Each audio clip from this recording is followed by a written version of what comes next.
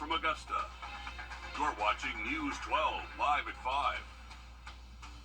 Well, it's a day of remembrance and thanks for our Vietnam veterans. How our local heroes are being honored in just 2 minutes. But first, we're heading over to weather with First Alert Chief Meteorologist Riley Hale on this Good Friday.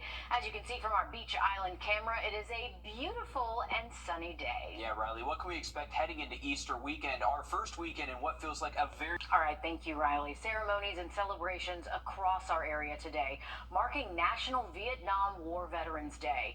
This is a relatively new holiday, first proclaimed by President Barack Obama on March 29th, 2012. And in 2017, President Donald Trump signed the Vietnam War Veterans Recognition Act into law. Hallie Turner is live at 5 at the Vietnam Veterans Memorial on 4th and Broad Streets. Hallie, walk us through how people celebrated our Vietnam veterans today across our area. Yeah, in Aiken today, more than 25 Vietnam veterans and their families spent the morning honoring the lives of those who never got a true welcome home, and it was one with love. The Vietnam Veterans of Aiken Chapter, DAR, and more took time to speak on what life was like, putting their lives on the line for our freedom, and what it was like returning home. Veterans can be seen laying wreaths, playing the taps hymn, and more. They shared stories on those hard days, ones that included no water for days at a time, minimal food, and scarring moments. But Ken Eaton says while he feels so blessed, the guilt he feels will never leave. I feel guilty. And that's something you'll never forget. Because I come home and they didn't. It's hard to accept that. But that's the way it goes in war. I was truly blessed to come home, and we're here today to honor all those that didn't come home. That monument reflects that. And but we're here to remember all Vietnam veterans and their service. And I'm so proud. I'm proud of this organization. Now, coming up all new tonight on News 12 at 6 o'clock, they share, while today is super hard, they want to be able to remember and push forward for that one team, one goal mentality. All right, thanks, Hallie. It's also important to remember so many of our Vietnam veterans were drafted. So even though they never signed up to serve, they answered the call anyway. Just powerful words there. It almost gives you goosebumps listening to him speak about that. And it just goes to show how important days like this are to our soldiers who risked so much and came home still, and a lot of those who didn't come home as well. We thank them for their service. Absolutely. A heads up for drivers. Construction set to end today on Lewiston Road in Grovetown. It's now going to continue, though, into next week. There will be temporary lane closures again starting Monday and Tuesday from 9 a.m. to 2:30 in the afternoon. Now, this is part of the ongoing widening project there. Georgia's legislative session is officially over. Now several major bills are headed to Georgia Governor Brian Kemp's desk for his signature or his veto. Now, a major bill for parents is Senate Bill 351, which could require children younger than 16 to have their parents' explicit permission to create social media accounts.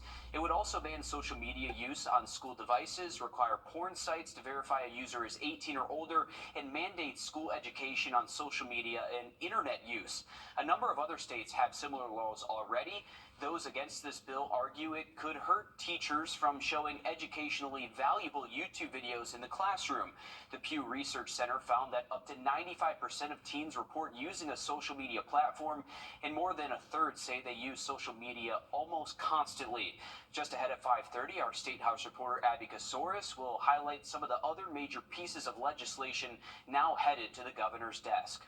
This November, South Carolina voters could have the choice to make a statewide position they currently elect one appointed by the governor instead. This week, state senators passed a resolution to put this question on the ballot for the position of Comptroller General, South Carolina's top accountant, who's currently elected every 4 years. Our State House reporter Mary Green explains why. House members still need to pass the resolution as well for this question to appear on ballots later this year. Then it would take approval from a majority of voters to make South Carolina's top accountant an appointed position. The Comptroller General really makes no policy decisions. They're like your accountant. They balance the books. They make sure that they're supposed to make sure that the books are balanced. This push from senators follows the ongoing unraveling of a $3.5 billion accounting error made over the course of years in the comptroller's office. Officials determined that was a mistake on paper, but it led to former Comptroller General Richard Ekstrom's resignation last year. Then in the last few months, the same Senate panel that uncovered that blunder found out there's another facet to it, with the Treasurer's office and actual cash involved this time. Nearly $2 billion is sitting in a state account right now, and no one knows whose money it is. There seems to have been a loss of who the cash belongs to. It's like going into your bank and the bank president tells you, we got a lot of money in the vault, we just don't know who it belongs to. That's not a good answer.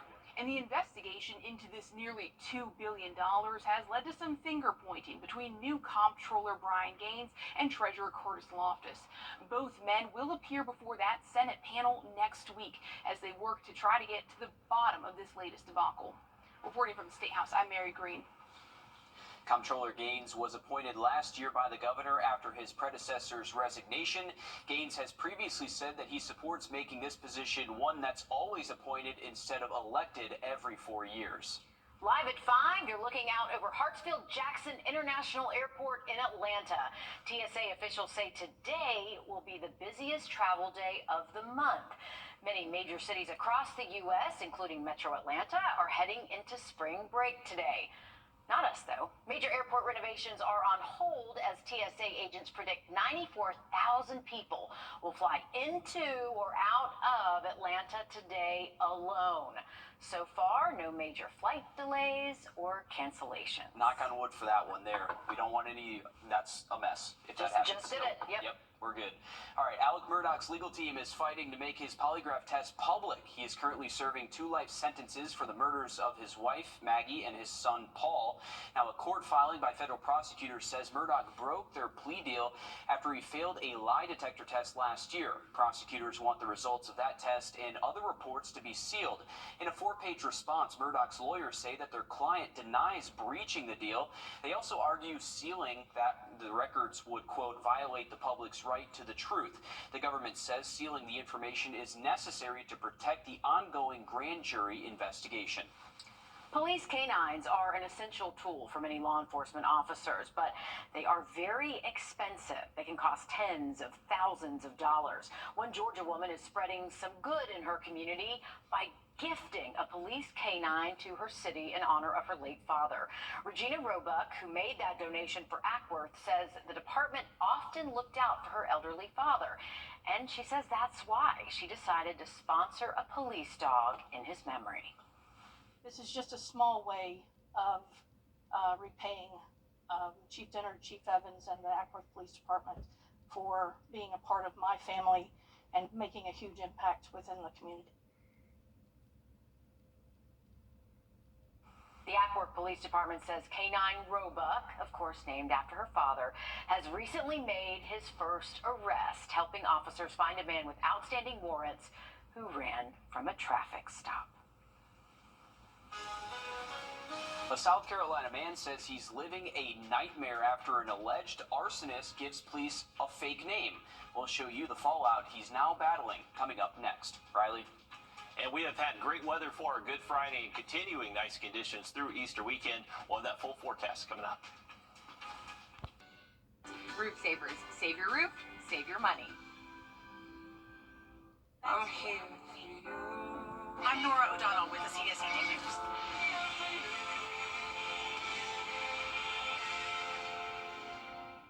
Foundation. Next front is showing up. That's going to bring us a chance for rain. Also, some pretty windy conditions. So, kind of have to keep an eye on that over the next several days.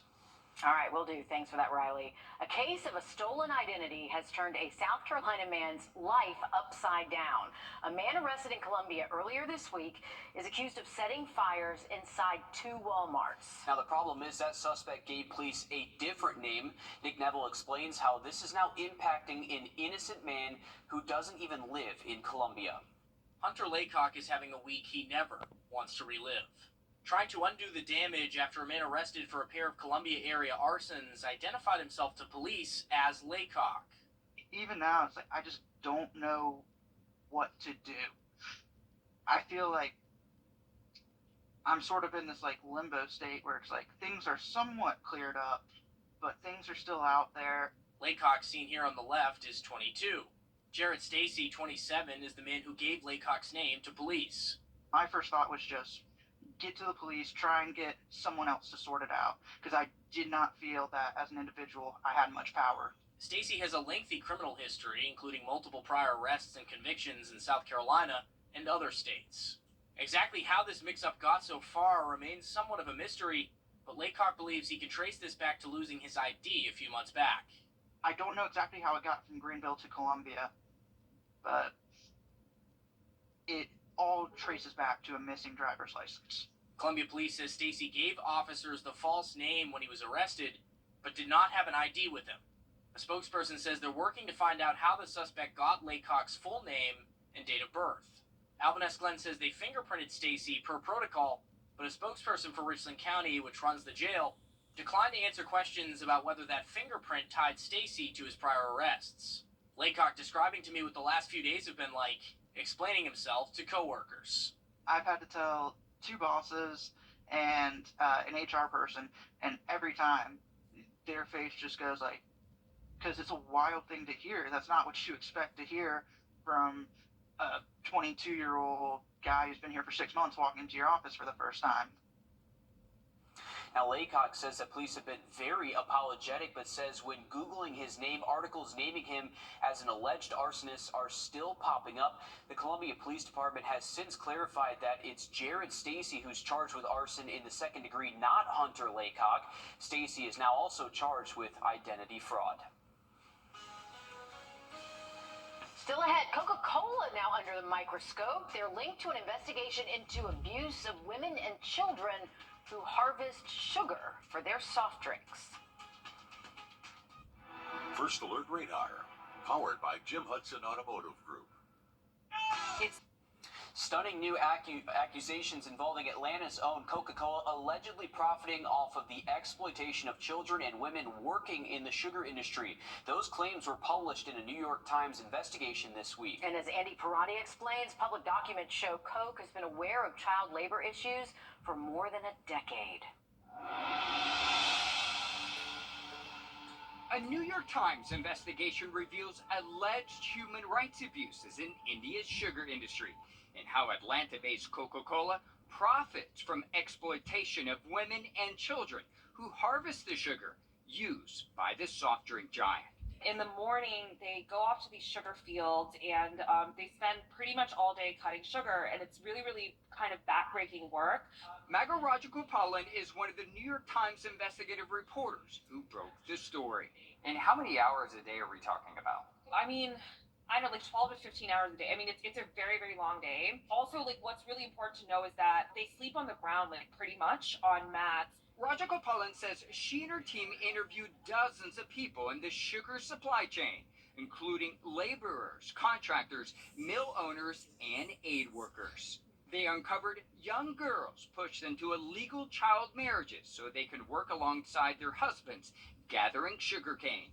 Instead of receiving wages, they often work to pay off advances from their employers, an arrangement that requires them to pay a fee for the privilege of missing work, even to see a doctor. These women are often told that they need hysterectomies for problems that could actually be solved in a much less invasive way. When they're told this by doctors, especially those that are working in private clinics and hospitals that are looking for the extra money that comes from this kind of surgery, these women need a place to borrow it. And a lot of the time, they're going to these contractors that work for sugar mills. So how has Coca-Cola benefited from this region of India? Coca-Cola sources sugar in Maharashtra, which is where these practices are completely widespread and pervasive.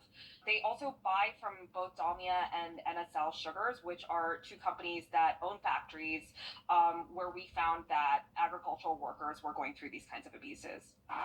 Coca-Cola has known about the abusive system for years. According to this 2019 report produced by a consultant for Coke, it shows that children were cutting sugarcane and laborers were working to repay their employers. They documented this in a report for the company, complete with an interview with a 10-year-old girl. In an unrelated corporate report in 2019, Coke said it was supporting a program to gradually reduce child labor in India.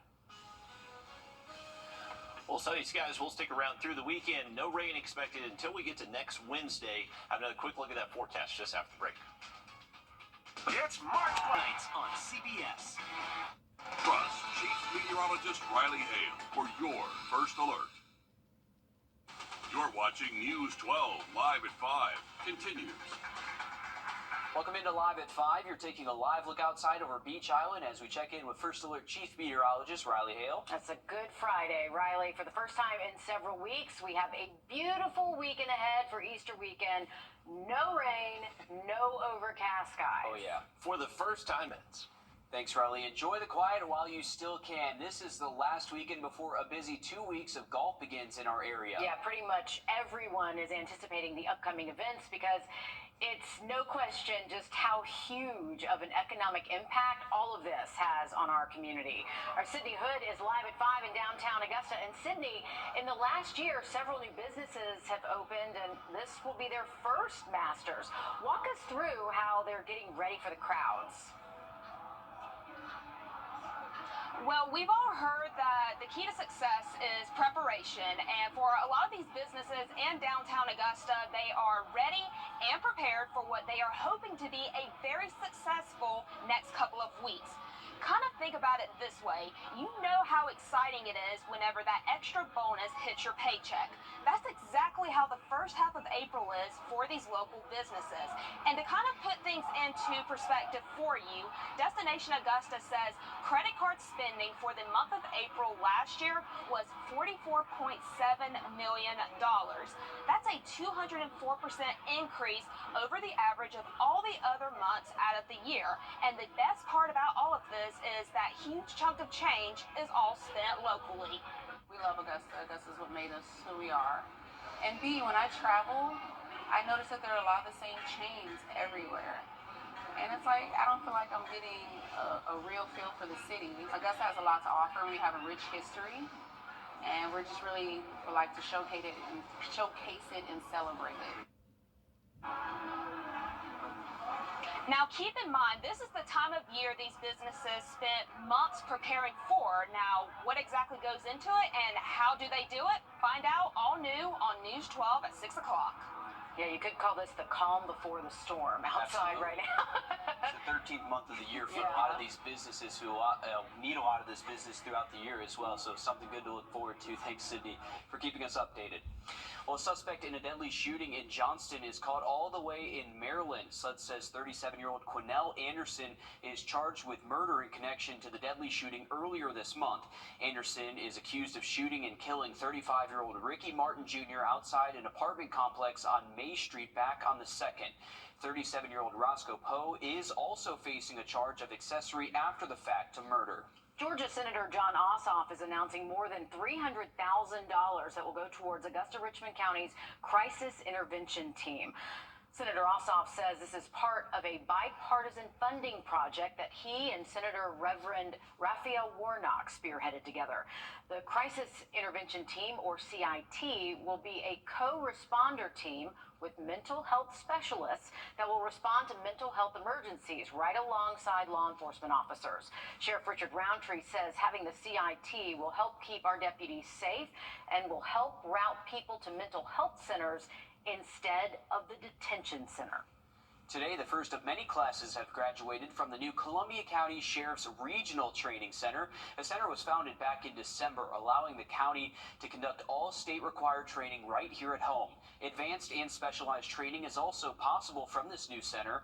All new tonight on News 12 at 6 o'clock, our Nick Veland takes a closer look at the wider impact this facility has on our entire area. The legislative session in Georgia is officially over.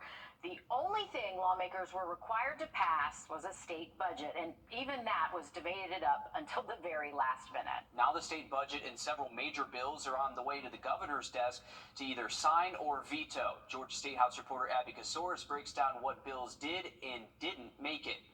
The Capitol quiet and eerie compared to the crowded hallways filled with lobbyists and lawmakers trying to pass bills before the deadline. A bill banning puberty blockers surged, then died. but not before passing in the Senate. Democrats like State Senator Kim Jackson say Republicans are using vulnerable transgender kids as a target. Damage has already been done. Children are watching this type of action being taken place. They're hearing adults, lawmakers speak against their very existence. And so that is creating problems and damage already. The bill never made it for a vote here in the House. Some folks choose politics. The House chooses results. But plenty of others did pass, including a package of election bills stuffed into another bill, passing in both chambers just before midnight. The bill limits voter eligibility and makes it easier for someone to file a mass voter challenge. The ACLU is preparing a lawsuit, saying the bill violates the National Voter Registration Act. It's really unfortunate that this bill perpetuates the idea that there is something wrong with the counting of votes in Georgia. They voted to make it more difficult for Georgia citizens, people who are eligible to register, people who are on the rolls, make it harder for them to vote. This year's budget includes historic investments in mental health services across the state and raises for pre-K and teachers. So that it's more affordable and accessible and higher quality for all of our youngest students. This year is the second year in the biennial session, meaning that bills that didn't pass are effectively done. The bill sponsors could present those bills again next year, but they'll have to start back at the beginning of the process. In Atlanta, I'm Abby Casores. Coming up next week, the Izzy Scott Foundation in the Salvation Army Kroc Center of Augusta will unveil the details of their new partnership and announce plans for their annual fundraiser. Now, last summer, Izzy Scott drowned on his second day of swim lessons at a home in Burke County. His family's fight for guidelines with private swim instructors ended with Izzy's Law being passed this January, mandating a comprehensive swim safety plan for all private swim instructors. The partnership between the Izzy Scott Foundation and the Kroc Center aims to raise awareness about swim safety and, of course, prevent future tragedies in our community. An Olympic venue that's fallen into disrepair is turning into something new. But just ahead, some are worried Georgia's history is falling by the wayside. Riley? And we have seen beautiful weather on this Good Friday and looking to get even better for our Easter weekend. We'll have that full forecast coming up. The I-Team has uncovered something that could help hundreds, maybe even thousands of veterans. It's the deadliest poison known to man.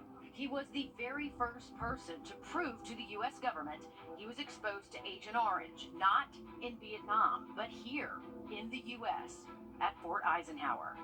It's in a piece of paper that he's had all along, but didn't realize the significance of until just recently.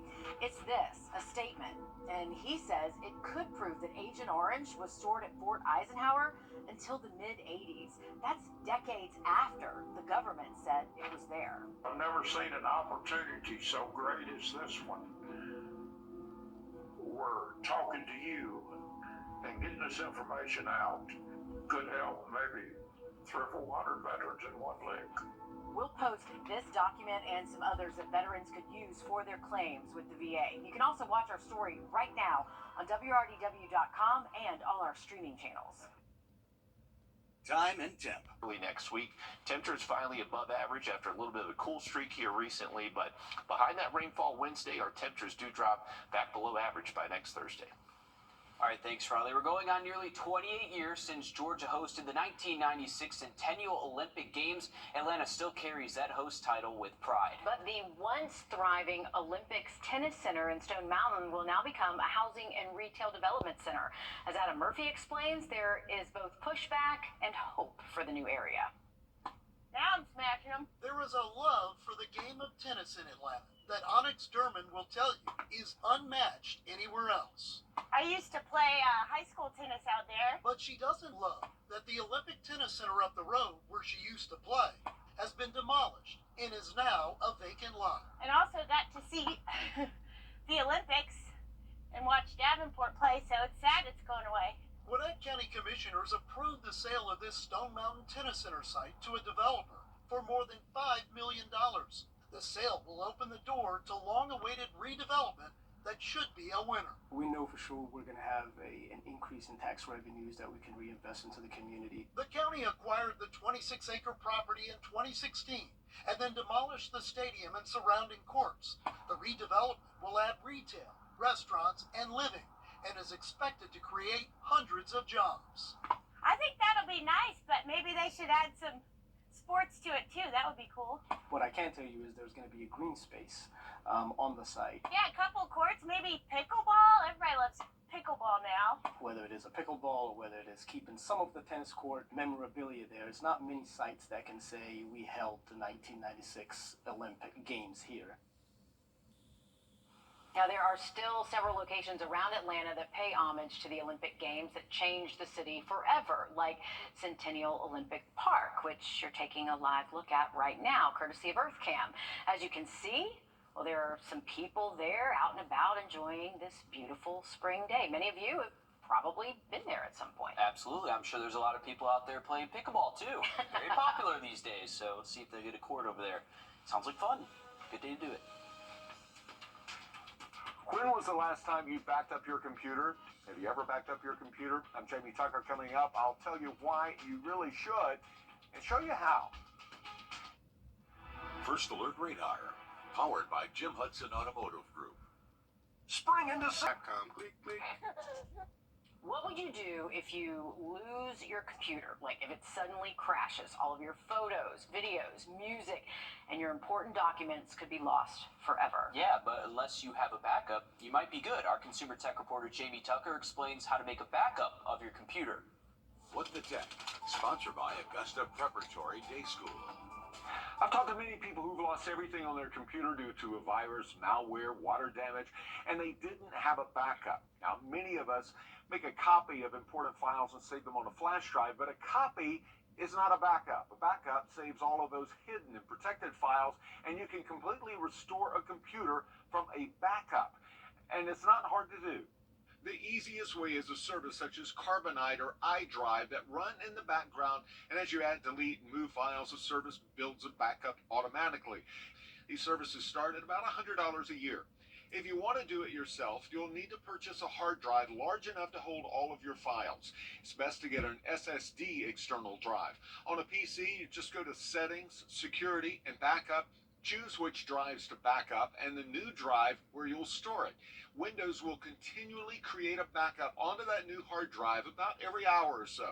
On a Mac, it's called Time Machine. You simply connect the new hard drive to save the files automatically. Very easy. The downside to doing it that way is you forget and leave the hard drive connected to the computer. So disconnect that hard drive holding the backup, store it in another location, and then set a reminder on your phone to create a new backup every few months or at least every year. That's What the Tech. I'm Jamie Tucker.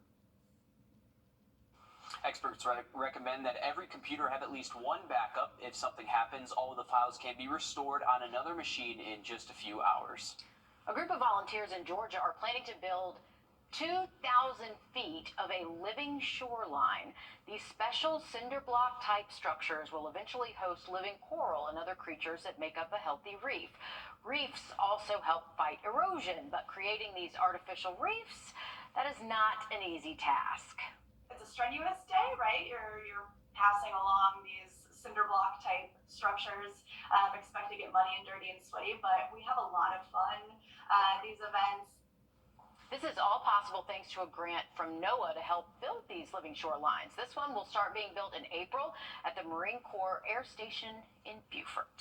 Well, girls lacrosse has only been a sanctioned sport in the Georgia High School Association for about 20 years. That's still pretty new. It is. Schools in all corners of the state are still creating teams and adapting to the sport. Here in Augusta, one local school is setting the standard. Alyssa. Mayor, I see that smile, and you already know what I'm about to say. Lakeside Girls Lacrosse, they're ranked 22nd in the state. That's out of 110 teams, and they didn't get there overnight.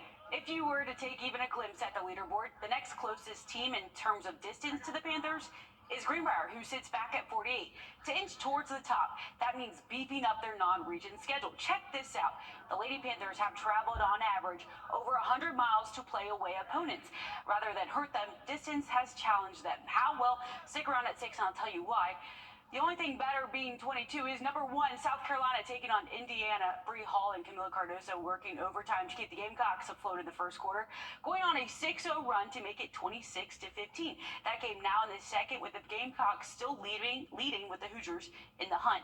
Since yesterday was postponed, how about a Friday afternoon opener? Things were pretty silent at the plate until the 5th inning when Philly stuck on 2, a Duvall double in the 7th matched them until the Braves had double and change in the 8th. The Braves scored 6 with 2 outs before sending the Phillies to the dugout. We'll be right back after this. Spring of the Safety.com. Click, click. Welcome back. Here's a look from our Beach Island camera. We have it zoomed in over downtown Augusta. You can see a little slither of the Savannah River, but a just beautiful afternoon over the valley here. A little bit of a haze, but generally sunny skies. Temperatures still in the low 70s, just tick down to 71, and temps will stay most likely into the 60s over the next couple of hours. By daybreak tomorrow morning, we're waking up in the 40s, so a cool start if you're going to be up around sunrise. Going to warm up those temps to the upper 70s, though, by tomorrow afternoon, and expecting nice weather to stick around through Sunday. Sunday morning, if you're going to be up early, those temps will be in the 50s, so not quite as chilly for us. And then the 80s do make a return by Sunday afternoon. So luckily, great weather to get outside all the way through the weekend. Just going to notice a few more clouds showing up Monday and Tuesday next week. And then you can see more rain is in store by Wednesday. So we are expecting the chance for some rain to show up Wednesday. It's also going to be pretty gusty out there, so a windy, wet Wednesday ahead next week. But then temperatures do start to cool off again Thursday, Friday next week down to the 60s. So it's going to stay warm the next several days, but we will see another brief little cool down towards the end of next week. It feels like we're still on that roller coaster at this point, and we're finally seeing a rain-free weekend, Riley. That's all we care about. We were mentioning that earlier, so this is actually the first weekend all month that we do not have any rain in the forecast. So the last weekend of March finally dry for us. I know there's a saying that comes in like a lower, how's it go? Comes in like a lion, out like a lamb. There we go. So I think that verifies. I think nice into the month of March. Yeah, hopefully this continues into Masters Week as well. We want a lot of this warm, great weather for a lot of those azaleas blooming as well. All right, stick with us. We have more news, weather, and sports coming up after a short break on News 12 at 6 o'clock.